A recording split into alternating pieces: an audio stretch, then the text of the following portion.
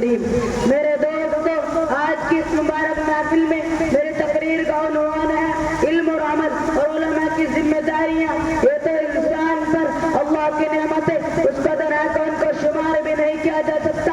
چنانچہ قرآن پاک کہتا ہے وَإِن تَعُدُّوا نِعْمَتَ اللَّهِ لَا تُحْصُوهَا، اگر تم اللہ پاک کی نعمتوں کو شمار کرنا چاہو تو نہیں کر سکتے۔ مگر اللہ پاک کی نعمتوں میں سب سے بڑی نعمت ایمان ہے، ایمان کے بعد سب سے بڑی نعمت علم ہے۔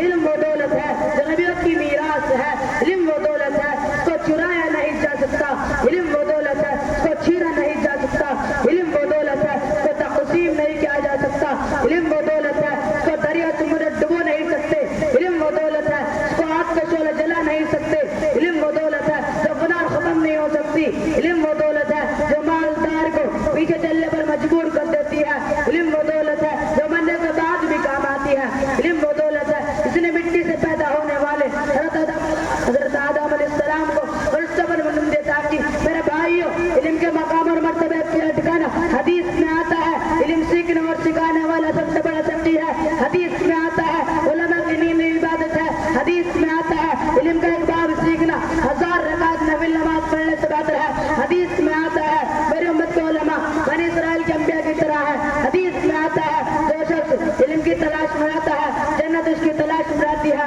حدیث میں آتا ہے علم دین حاصل کرو باقی گود سے لے کر قبر تک الگرد۔ بہت ساری حدیثوں میں علم کی فضیلت آئی ہے، ہمیں چاہیے کہ علم دین حاصل کرنے کے لیے تن من دھن کی باتیں لگا دے۔ دوستو، حقیقت یہ ہے کہ سچے وقت طالب علم ہے جو مدرسے کا بدن وہ کتاب کے کاغذ کا بدن کسی نے کیا کچھ کہا ہے ہمیں دنیا سے کیا مطلب، مدرسہ ہے وطن اپنا، مر کے ہم کتابوں پر ورق ہوگا کفن اپنا۔ علم کی پیاس اور طرف دیکھیے، علامہ ابن تیمیہ کو بادشاہ کے وقت میں کسی فتوے نے دینے پر جیل خانے میں ڈال دیا گیا۔ 3 دن گزر جاتے ہیں، ایک نوجوان طالب علم بادشاہ کے دربار میں حاضر ہوتا ہے اور اس قدر روتا ہے کر دیکھنے والے کا دل پسیج جاتا ہے۔ تبھی امید لگائی جاتی ہے کہ بادشاہ سلامت اس کی مراد کا ضرور پورا کریں گے۔ جب بادشاہ کی نظر پڑتی ہے تو کہا جاتا ہے تم اتنا کیوں رو رہے ہو، بتاؤ تو صحیح، تمہاری مراد ضرور پوری کی جائے گی۔ وہ نوجوان طالب علم کہتا ہے وہ جیل خانے میں ڈال دیا جائے اس لیے کہ میرا 3 دن سے وقت چھوٹ رہا ہے، میں جیل خانے کی مشقتیں برداشت کر لوں گا مگر اپنے استاد محترم علامہ ابن تیمیہ سے وہی سبق پڑھ لیا کروں گا۔ اے کاش پروردگار عالم ہمیں بھی علم کی ایسی سچی طلب نصیب فرمائے۔ محترم حضرات، علم کے ساتھ عمل کی بھی انتہا ضرورت ہے۔ ایک بزرگ فرماتے ہیں علم عمل کا دروازہ کھٹکھٹاتا ہے، کھل جائے تو داخل ہو جاتا ہے ورنہ رخصت ہو جاتا ہے۔ علم بغیر عمل وبال جان ہے، علم بغیر عمل ایسا ہے جس طرح سے چراغ بغیر جلے روشنی نہیں دیتا، علم بھی بے عمل کی روشنی نہیں دیتا۔ بے عمل عالموں کی مثال اس گدھ کی طرح ہے جو فضا میں اڑتے ہیں، مردار کہتے ہیں مردار کھاتا ہے۔ بے عمل قرآن پاک میں بے عمل عالموں کو ان گدھ کی طرح اس گدھوں کی طرح تصویر دی گئی ہے جو اپنے اوپر بوجھ لاتے ہوئے ہیں۔ ایک مرتبہ کی بات ہے، بارش کا موسم ہے، راستے میں فتن ہو رہی ہے۔ حسن بصری رحمۃ اللہ علیہ نماز پڑھنے کے لیے مسجد کی طرف جا رہے ہیں، سامنے سے ایک چھوٹی سی بچی نظر آتی ہے۔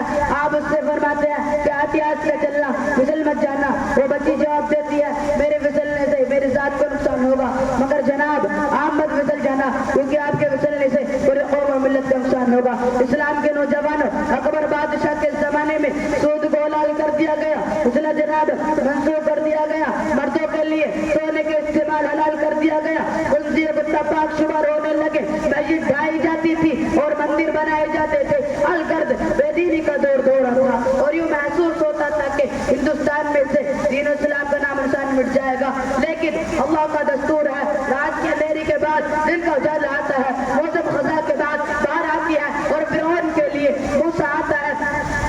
اللہ کے دستور کے مطابق شیخ احمد فاروقی ہند کی زمین توڑتے ہیں اور دین اکبر کے خلاف میدان میں آتے ہیں۔ حوال کی جیل میں ان کو قید کر دیا جاتا تھا مگر قید خانے کی بھی کایا پلٹ کر رکھ دیتے تھے۔ ان کی مسلسل محنت کے نتیجے میں مذہب اسلام کی راہ کھلتی چلی جاتی تھی۔ شیخ الاسلام حضرت مولانا حسین احمد مدنی کو لالچ دیا گیا کہ انگریز کے خلاف تقریر مت کرو، سالانہ 50,000 روپے ملیں گے۔ اگر ہم جیسا کوئی انسان ہوتا تو اس وقت کی اتنی بڑی رقم کو شاید قبول فرما لیتا، مگر قربان جاؤ حضرت مولانا حسین احمد مدنی پر جو مسکراتے ہوئے جواب دیتے ہیں میاں جاؤ یہ جال کسی اور پر ڈالنا۔ امام احمد بن حنبل کی में जंजीर डाली गई, जिहाद खाने में डाल दिया गया, कोड़े लगाएंगे, धमकियां देंगे, सब कुछ होगा, मगर हक और सदाकत का पाठ समझना होगा। और जुल्म सितम के परवाने के बगैर उनकी ज़बान हक बोलती रही, और इस कोई और बेबाकी की वजह से जब उनका इंतकाल हुआ तो उनके जनाजे को देखकर 20,000 लोग मुसलमान हुए। दूसरी तरफ हम लोग हैं कि हमारे दुनिया वाले जिंदगी को देखकर इस्लाम से दूर भागते हैं। अंग्रेज गवाही देता था कि 9,000 हिंदुओं ने ख्वाजा मोइनुद्दीन चिश्ती के हाथ पर इस्लाम कबूल किया। हजरत शेख उल हिंद रहमतुल्लाह के इस्तकामत को सलाम। माल्टा की जेल में एक मरतबा हजरत मौलाना हुसैन अहमद मदनी ने हजरत शेख उल हिंद रहमतुल्लाह अलैह से फरमाया कि हजरत अगर मुमकिन हो तो कोई इलाज किया जाए ताकि आप जालिम अंग्रेजों की सजा से बच जाए। ये बात सुनकर औज़म और इस्तक़लाल के पास शेख उल हिंद रहमतुल्लाह अलैह के गुस्से से आज़ार जारी हो गए और फरमाने लगे, हसीन अहमद तुम मुझको क्या समझते हो? मरवानी बेटा हो हजरत बिलाल का, मरवानी बेटा हो हजरत जैनब का, मरवानी बेटा हो हजरत सुमैया का, मरवानी बेटा हो हजरत इमाम मालिक का, जिनका मुँह काला करके